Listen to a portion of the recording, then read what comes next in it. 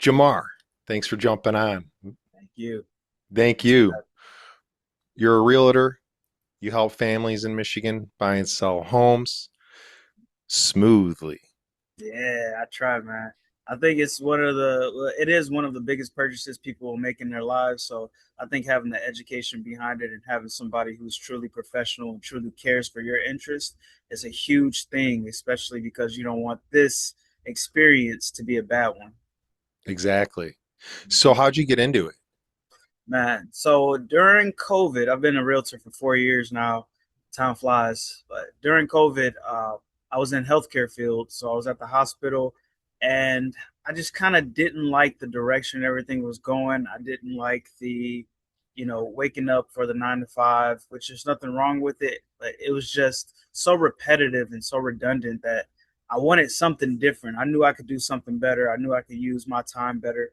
So I ended up having a real estate course that I had, and I've had it for a while, maybe like a year, and it was getting ready to expire. So during the month that it was on to expire, I had made a decision. Everything was just pointing me in the direction to leave. So I quit my job. I studied as hard as I could for that month. I went and took my exam, and then the rest is just history at this point. Yeah. No, that's cool. Like, that's a lot of respect to quit your job to focus all your energy into getting that license. Mm-hmm. I've had a similar experience. I actually had a boss. I took a test, failed it for a state exam, and then he's like, "How'd that you do on your test?" I'm like, "I got to retake it." He's like, "Hey man, got to let you go." I'm like, "What do you mean?" And he's like, "I want to go put the hours in instead of coming here at work. You need to study for it." Month later, took it, passed. Oh, that's nice. Right? That's a good boss, though. That's a That's a great boss. boss. That's a great boss, too. I actually saw him the other day, and we kind of talked. Now we talked about that. I was like, "Dude, that's solid. That's stand up." Yeah, You know. But yeah, so you work in the Michigan area mainly? Like can you work is like a license only for Michigan in real correct. estate? So when you get your real estate license, each state has different specifications that they need for you to get your license. So I have my license here in Michigan. However, I have referral partners in other states. So I am allowed to get my license in other states. I just have to take their version of the test. And a lot of different states have a lot of different rules. For instance, California has crazy different rules than Michigan. And same with Florida, has crazy different rules with Michigan. Same with Kansas, places who don't have a body of water surrounding them, they don't have to worry about bodies of water. You know, Hmm. uh, People Yeah. who live on the shoreline or the coastline, they have to worry about different types of things because they have different weather than us. So real estate, it isn't just homes. A lot of people think, hey, real estate, you just sell homes. You sell anything that's basically on the land. So there was a guy who sold the island. So you can sell I islands. want to You buy can an sell. island. Listen, My own island, dude. they're cheaper than what you think. Crazy enough. So what you got Contact me? you. Yeah, Find me an contact you. island. Yeah, Jamar Averitte, Island Finder. Don't worry. Yeah, dude. That's So awesome. I would want an island like somewhere on the Great Lakes, man. I don't know. Those are I'm probably all telling you, taken up, but maybe some that. property on the Great Lakes. So let's say I wanted to get some property. So what's your main area that you So like you I mainly focus on Macomb County, Oakland County, and Wayne County. got it. So So I can contact you. You help me find the best deals around there or whatever I'm looking for. You'll help me find it in Wayne, Oakland, or Macomb counties. But if I want to like maybe get some property, we're talking about islands, right? So like say mhm, somewhere on Lake Michigan or I know there's Beaver Island on Lake Michigan, there's Mackinac Island, mhm. and you have connections out there where you can help me figure out and things like where to go because I had no idea to look. Like I go on Zillow and I look around at homes. It'd be best to contact someone who knows what they're doing, right? Correct. So I am licensed in all of Michigan. I can help you anywhere in Michigan. If you were to say, let's say we go very far north to Mackinac Island, I will admit I am not the most knowledgeable about the area in Mackinac Island. I can learn it, of course. However, if you say I'm going to Mackinac Island, I'm going to be there, and that's 2 or 3 hours away, 4 hours away, I can help you. However, I would personally refer you to somebody who's local who says, "Hey, I know what to do out of here." So we realtors have we're able to refer our clients to other clients, and we get referral fees back on that.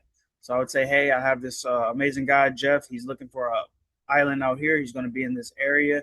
If you want to come show him some homes, or I can just say, hey, Jeff, let's make a weekend out of it. I want to go travel to Mackinac too. Let's go find you Nice. an island while we're out there. So Get a little vacation out of it. get a vacation. So there's so many options, which is one of the biggest things I love about real estate is the options. Once you get the education and you realize how many options you have to purchase anything or sell anything, you get much more invested and much more excited about it. Hmm. Mhm. Dude, I love it. So that's really important to know because like I said, I go up north. I like to go up there and get out in nature. And I go to these small towns and I see on the windows, it's like homes for sale. It's like in front of Yeah, maybe a real, a realty business. And I'm like, okay, I don't know. I guess there's numbers you can contact on there, but I'd rather know someone personally and work with them and let them know what I'm looking for than they just have the connection. So you do a lot of networking with other people in realty or realtors. absolutely. So I do networking with everybody, as you Hmm. can see. So anyone I can talk to about it, because again, I think the biggest aspect of it is the education aspect. Because, like you say, you're not alone when you say I don't know anything. Like you are part of the majority. A lot of people don't know anything about real estate. They say, "Hey, I want to buy a house," and I'm like, "Okay, how are you going to buy a house?" And they're like, "I have no idea." Hmm. They don't even know the Hmm. very I first step. don't. Yeah. Yeah. So they don't even know the very first step, which is where I love to come in because I'm an educator at heart. I love to teach people. I love to tell people what I know. I'm a very geeky bookworm type of person. So I learn as much as I can. And then I just get so excited to share it because the more people who know what I'm talking about, the more people I can speak with, the more we can bond about it. And it helps everybody in general. It doesn't just help me. And I feel like that's where I could really put my mark on the world is sharing my expertise, my education. Dang, man. You're just shining. I can't even. That's that's awesome, Jamar. I love it. I do. I feel the same way, and like genuinely helping people and educating them and sharing your knowledge and like what you can do and give them the tools. Kind of, hey, there you go. Yeah, And you can help point. And then it's like you build more of a connection with them because I think trust is like like the biggest thing in business, right? Especially absolutely. what I've been getting into lately and talking with other businesses. Like when I did the IV company, people would talk to me and they're like, because I did IVs, people would be like, you know, I want to do business with you instead of someone else. I'll wait for you to get off of work because even if it's the next day, they're not feeling good. They contact me. They're like, I need an IV now. I'm like, I'm working till tomorrow. They're like, we'll wait. And I go see them. And then they're like, we like you because you're good at IVs and we trust you. You know what I mean? Like you explain everything that you're doing and like we have no problem referring you or recommending you. So I think that was one of the biggest takeaways too, is when you're genuinely trying to help people, people know they can feel it. Yeah, absolutely. They know like if your people are real Yeah. and just human, just like them. And that's something that I see, that you have here is that you help people learn what I know is what you have. I help people learn Mhm. what I know. I think that's so cool. I think that's very important part of business.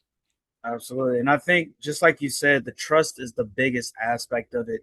And, I feel like as a professional, I have an obligation because there are people who aren't very trustworthy, who are very deceiving in every profession, but especially in like a sales profession or real estate profession, because you make a lot of money from it. If you do it correctly, you can make a lot of money from it.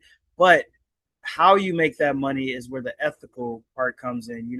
I don't want to just have people buy something that I know you can't afford. If I say, hey, I know you can't afford this, you could probably purchase it, but you can't afford to maintain it. And that's not going to help you out in the long run. And that's only gives me a single check. It never gives me anything other than that, especially if I can never, help you again. So I think the education Mm. and the helping people and being very transparent. I tell all of my clients like, "Hey, we're best friends now. So you call me when you need me. If you have a question, no question is too small. You're making a huge purchase and you're trusting me with that purchase. Use me for everything. Use everything that I have Yeah. as a Even if you professional." don't Yeah. Exactly. Even if you don't know, you're like, ask me any questions. Like, I'll get Yeah. back to you. I'll figure it out and I'll point you in the right direction. And Yep. we'll And, figure it out and together. Absolutely. And here's the bigger thing than that. If even if I don't know something, I know who to ask. And that's something I think people really undermine that skill, knowing who to ask to get the Mm, correct answer to something. That is a huge skill. And that's why I network so much. That's why I talk to so many people. But I'm not yeah. just talking to people so I can, you know more people. I'm talking to people so I can know who can I use and utilize to better help myself and my clients so that we can all win together, because that's what it's about. It's about everybody getting exactly what they want. Hmm. Yeah. So when I was talking to you at the gym, that's how we met was at the gym Yes, sir. over, which is awesome. The And jujitsu, man. doing jujitsu, and we're sitting there on the mat, and we're talking, and we started talking about real estate. And you told me how you're a realtor. I'm like, that's sweet. And then you told me how you even were writing the notes, kind of like a personal thank you to your Absolutely. Yeah. clients. I don't know. Do you guys call them clients or? Yeah, they're all my clients. Technically I'm their client. They come to me and say, "Hey, I'm hiring you to help me with this." Hmm. But so the thank you letters that I write, I thank every client that I have. I thank every person that I have for using me. I'll say it that way because Yeah. I work for them. So thank you for trusting me and using me for this purchase, like one of the biggest purchases of your life, if not the biggest. So I think that's very important to let them know, hey, this is more than a transaction. Again, like I said, we're best friends now. You can call me for anything, and I want you to know that you are thanked. This is something that you could have done with anybody at any point in time, even throughout the process. You could say, hey, Jamar, I don't want to work with you anymore right now. I want to go with this person, but instead you chose to use me and my expertise. So I think it's Yeah. very important. And what other profession do you get someone sending you a thank you note for using them? Right. When And you you told go, me that, I was like, that's a really cool idea, yeah, you know? and they're And then, personalized. So the it, bigger thing that I like is I don't just use cards like Hallmark cards and write my name and write thank you. I take a real sheet of paper, a specific sheet of paper for them. I write out thank yous. I write out what they provided for me and what I provided for them. I write out, hey, if one of your loved ones needs me, please let me know. I put it in the mail, I put their address on it, and I mail it out. So not only do you get a thank you card, you get something in the mail personalized for you, not in a random standard vanilla envelope. A very nice envelope, something that'll catch your attention, and you yeah. get to open that up, sit down and read it, and say, wow, I didn't even know he remembered all of this. I didn't even think I would talk to him again after this deal, but I want to make Yeah. sure that you know that, hey, I really truly appreciate you using me. I could see you sitting down at a desk with like the candlelight going and flickering, and you have like like a Yeah, feather, and with you're dipping into the ink, and then you're writing the letter, yes, sir. and you sign it, Hey, listen, and then you stamp it, and you get like the like wax dip in the seal. wax Yeah. seal. Hey, but That's great that you do that. yeah, it's something good for you to see. I want you to feel good when you open that letter. I want you to feel good throughout the process while you're using me. I want you to transparency is my big word. So I say Yeah, I like to keep things as transparent as possible while keeping you totally. as educated as possible. Well, transparency is so important because when people are telling you and being open, then and how to help them the best way. Because if they're Yes. not being clear about something or holding stuff back, then it's like you're not going to be able to fulfill their needs or what they're looking for. Hmm. That's the way I always look at it. It's like tell me the whole story, like what you Yep. need, what you want, and like then we can help figure this out together. Yeah, absolutely. And Yeah, the bigger thing that I like is, especially with that, you get to know a lot of personalities. You get to know a lot of people doing what I do. So I pride myself on being able to guide you correctly. And I think that's another big thing that a lot of people don't do is I know the steps. I know what we're going to have to do. I know what we need to do, when we need to do it, which is a big skill that you have. So I get a lot of people who are very confused, who don't know anything, who are just like, I used somebody before. They didn't explain everything correctly. I'm not exactly sure what's happening, and I say, hey, this is completely fine. Let me show you where we are. First, let me show you the steps. Now let me show you where we are in those steps, and Mm. let me explain what we're doing step by step. So it answers a lot of questions that they have, and it also guides them correctly so they know, okay, we're here right now. This is what we have to do next, and this is where I want to end up being. Yeah, I've talked to other people in real estate and and I can just tell like you're really in depth and Yeah, genuinely care. You're not just surface level, like let me go look at some homes real quick or here you go. Like you genuinely care, like making sure absolutely, you're helping them because it's a big move. Like you said it. absolutely. It's a big decision, if not one of the biggest decisions they're going to make because it's like a home they're going to be going to. You want to make sure that they're going to be very happy with where they're at. I think that's the most important part too with the business, like you were saying too, or we were talking about trust, because if you're helping them and it's like, like this house is good for them, but I don't know if they really want this house, and then they're not Mhm. happy if they do get it, and then they want to move. Are they going to contact you, or are they going Yeah, to go to somewhere else? But if you really helped them and you helped them pick out the best house what they were looking for and made sure and said, "You sure you want this? Okay, cool." It's like now they're going to contact you again. Then they're going to tell their friends. yeah, You're not just trying to make a quick buck. It's like, hey, I want to help you, and then that is just going to grow. And I think that's yeah. how you're going to become the big, like a really like pretty well known realtor. It's like what's that? I Love You Man. Have you seen that movie? I Love You Man. Uh, There's some cool he has like billboards up. His buddy takes pictures of them and then puts them up on the billboards. I'll send you a like a YouTube video of that clip. But he's like a realtor, or he does real estate, and then he's trying to get his name out there.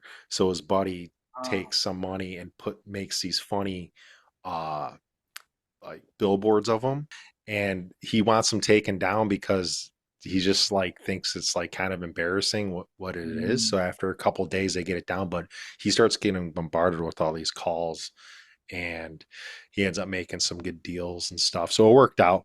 So you're just thinking of different ways and how to get your name out there. And you mentioned you help people do what you do. So do you train others? Can you build a team, or do you how does that work? So the way that it's structured is you have a broker, which is the one who's kind of I say your legal guardian. I'll keep it that way. Your broker is your legal guardian. They help train you. A lot of good ones help train you, and they kind of shield you from anything legally. Um, so under the broker are the salespeople. So which is me, a realtor, and I work with that broker. I partner with that broker. That's kind of how it works. Now, I can become a broker on my own or an associate broker, which of course gives me more responsibility and more legal. I guess I'm more liable legally for things. Hmm.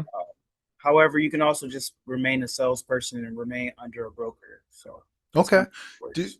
do you work when then with other? So you got like a realtor company. So you're Divine Realty, correct? Correct. So my broker So is you're Divine Realty. got it. And then you also deal with mortgage companies, right? Correct. All right. So on the mortgage side, it's more of a everything is a partnership. So a lot of people don't know, but each real estate agent is their own individual business. So my real estate company is my business. So when you deal with mortgage companies or mortgage brokers, they're individual businesses as well. So if I need to get someone pre-approved for a mortgage, I can send them to one of my partners that I use, or they can find their own completely fine, and we kind of all partner together. So it's Okay. collective. Okay. So you work under Divine Realty. You're a broker for them, but it's your own business, and you Correct. got it. So that's your umbrella. But then you have different mortgage companies that you can go to and network with as well. That's Correct. what you're saying. Yes. And are mortgage are they kind of operate the same way as Yeah. So they have their mortgage lenders, LOs, are with brokers as well. So they have people that they're under, or they can be their own mortgage broker. So the big difference is with a mortgage broker, there are two types of, and I'm not 100% uh, well versed in the mortgage world because hmm, I do the real estate. However, from what I know, Mortgage brokers have the ability to have multiple lenders all across, the United States. So just having that brokerage gives you access to different lending opportunities for a client. So, Yeah. for instance, if you go to somewhere like Chase Bank, Chase Bank may have 5 different lenders that they choose from. But if you go Hmm. to a mortgage broker, they may be partnered with 50 or 60 in different states in different areas. So they're able to help you get the best rate and the best terms for your deal. Okay. So it's like if I want to find a house, contact Realtor you, and then Correct. you help me figure out the best house. And if we need to get a mortgage, then you have people to talk to that can help me figure out to get the best loan. Correct. So how Okay. about I'll do you even one better. I'll break down all the steps. So I call it it's a 7 step process. Sometimes it's 8, depending on how you want to add them up. So the very first 3 steps, I call them the your steps, as in Jeff. Let's say Jeff, you're a client, you're coming to me, you say, Jamar, I know nothing about real estate. Can you please help me? I'm like a fish out of water right now. I say, Jeff, of course, you came to the right place. So the very first 3 steps are: one, to find a realtor and find a lender. So you can wrap those into one step, but you want to find a realtor and you want to find a loan officer to get you your pre-approval. So step 1 is get pre-approved and find a realtor. Step 2 is to start looking for a house. Well, I'll say that's step 1 and 2. Get pre-approved, find a realtor, look for a house. That's step 1, 2, and 3. Once you get your pre-approval, you know exactly how much house you can afford or how much house you want to afford. Hmm. So a lot of people, let's say you get a pre-approval for $300,000 and you say, hey, the payment on this $300,000 house is $1,700. I kind of want to be at 1,500. So I'll say, okay, your max is 300,000, but you can go anywhere below that. You don't have to get 300,000, especially if you can't afford it. I would implore you not to get 300,000. Let's stay at 250. Let's stay at 240. Let's shop around your monthly limit instead of shopping around your pre-approval limit. So those are Makes just sense. two little things that can dramatically improve your chances of, one, getting a home, but two, being happier after you get that home when you have to make those payments. Yeah.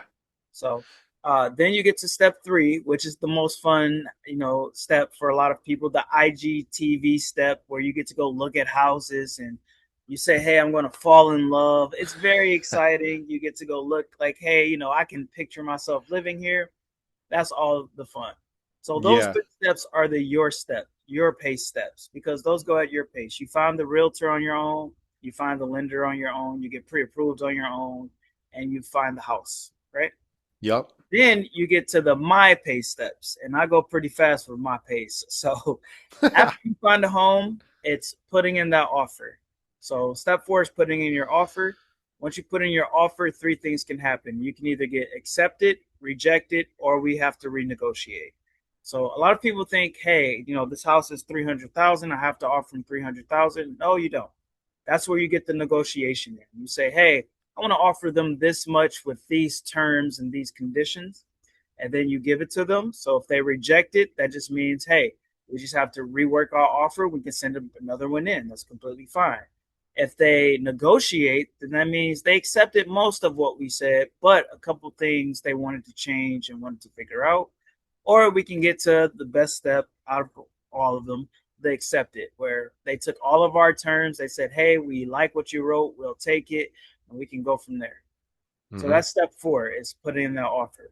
Step 5 is getting your home inspection.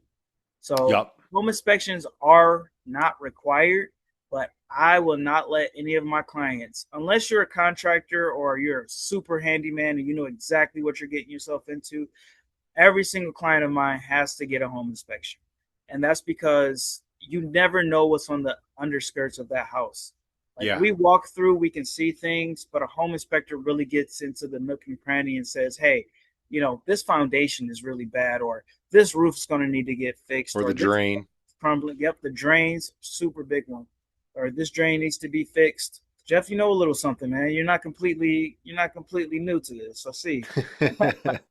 So we get that home inspection, and in our contracts, we have a home inspection period. So during that home inspection period, you're able to say, hey, I want to rescind my offer. I don't want this house anymore. Or are you able to say, hey, let's keep going from here. I liked what I saw. Everything was okay. Yeah. So after we get through with the home inspection period, we have step five, which is the appraisal. So once you get the appraisal, well, let me make sure I'm right. So one, two, three, uh, put it in the offer is four, home inspection is five, appraisal is step six. Sorry. So once we get to that appraisal, that's when we have a third party come out from the lender. So whoever your lender is, they'll come out and they'll assess the value of the home. So the way they do that is they compare it to other homes in the area who are of similar size, similar build to the home that you're getting. So they come back and they say, hey, you put 300,000 for this house. You put your offer in for 300,000. We believe this house is worth 300,000. Right. There's three things that can happen with the appraisal as well. It can either come at appraisal, which is whatever we write. It can come below appraisal, which means that we put it for 300, but the house is only worth 250. So Mm. we'd have to go back and renegotiate. Or it can come in higher than what the house was listed. So if the house is listed for 300 and it comes back at 350, that's congratulations to the buyer. You just got a house with $50,000 of equity. So Yeah. that's when you bring out the sparklers and you bring out the confetti because you just made $50,000 doing nothing, you know? Right. So after we get through with our appraisal, we get to what's called a clear to close. So after you go through underwriting, actually, I'll say underwriting is probably the next step. And this is all happening during it as well. So underwriting is when they go through all of your finances with like a fine comb tooth, you know, they or fine tooth comb. Jeez, Yeah. No, so, fine tooth comb, something like that. Yeah. I following you. you I get them, got you, you get bro. them. Yeah, I know. So they go through all of your finances. This is the time where I say you are the brokest in your life. I don't care if you have $1 million in your bank account. You are broke today. You're eating noodles. You're eating whatever. Don't buy gum. Don't buy anything. Just let them do their thing until they say, "Hey, we looked at your finances. Everything is good.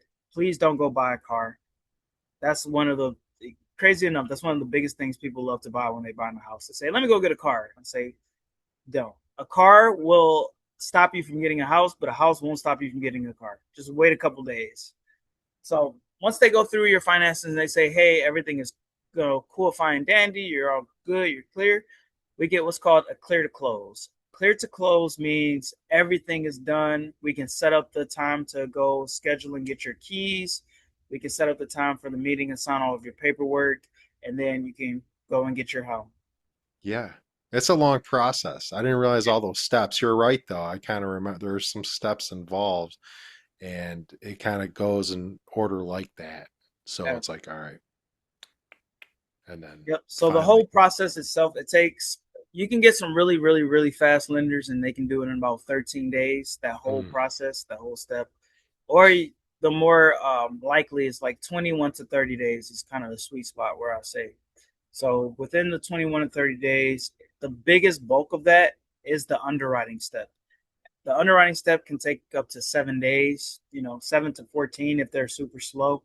But after that underwriting step is done, it shortens the time dramatically. okay. And what about building a house or something or property? Like let's say I found some property somewhere on a few acres and I'm like, this would be cool to build on. I mean, what is your thoughts on So that? it depends. If you don't own the land already and you're just going in to buy the land, so it's the kind of the same process. Land has a value. I go in, we assess the land, we do a survey of the land if you really need to, if they haven't done one. Wow, You okay. just make sure that the land is fit for your building. You Hmm. know, especially if it's in a rural area, you want to make sure. Hey, can I get plumbing out here? Is it a well? Is it septic? Is it cities sewer water? Am I able to get DTE out here to get some electricity? And you survey the land to make sure. Hey, if I put a house on this land, are there any hazards that I'll have to worry about in the future? You know, so So it's I could go to you and be like, hey, I want to find some property or something in this area to build a house on, yeah. right? And then you can scope it out and be like, hey, this is what we found. This is what we got out here in this whole area. Mhm. And then you help, like you said, the surveying of it. You know, but like who to talk to, like to find a builder or something? Absolutely, yeah. So, and that's pretty much the steps. So, buying land, it's a lot faster. Now, there are different options for you to buy it. You can just say, "Hey, we're going to buy cash." Cash deals are super fast. They take about 7 to 2 weeks, 7 days to 2 weeks, because you're skipping all of the lender. You're just saying, so you're skipping that big underwriting process. You're skipping that appraisal process. You're doing a lot better. So you say, hey, I have the money, I want to buy it. Let me get a survey to make sure it works for me. Let's buy it. After you acquire that land, then you start looking for builders. Sometimes I would say even look for a builder before you even buy the land, of course. But if you know you want to build on that land and it's good, then you can just buy the land and let it sit for a while. So Yeah. you want to go to a builder, the builder will come out, they'll get an architect, they'll figure things out for you to say, hey, how do you want this made? These are the materials we can use. This is what I think is best for this area. It has to be a certain square footage or feet away from certain landmarks. So, for instance, in certain municipalities or cities, you have to be like 10 feet away from a sidewalk before you build anything, just because of runoff and Yeah. the To works. know some of the things like Yeah, involved. exactly. And I think that's sweet though. Even just to get some land, like I'll throw a tent up on it. I park my Jeep, little tent on top, pull a Yeah, camper on it, just chill, and it's a hang out. lot cheaper. Crazy enough, you can buy tens of acres of land for like $200,000. You know what I mean? Yeah. Yeah, or 100,000, or you can buy an acre of land for $70,000, Hmm. 60, 50. It just depends on what it's for. Yeah. Yeah, there's a lot involved with all that. The way, like I said, I'm always so used to, like, I'll just scroll on Zillow or something. And I'm like, okay, cool, this house looks nice or something. Okay, what's the next? Okay, I got to find maybe a realtor to work with or something. That's what I did a few years back when I bought a house Yeah, and sold that, and I got an apartment. I was kind of renting, yeah, and it's just I know everyone's situation's different and what works out, but you definitely help a lot of people and families and even like do you help with like condos, like all different types of. yeah. I help with everything. So my real estate journey has been kind of unique compared to other people.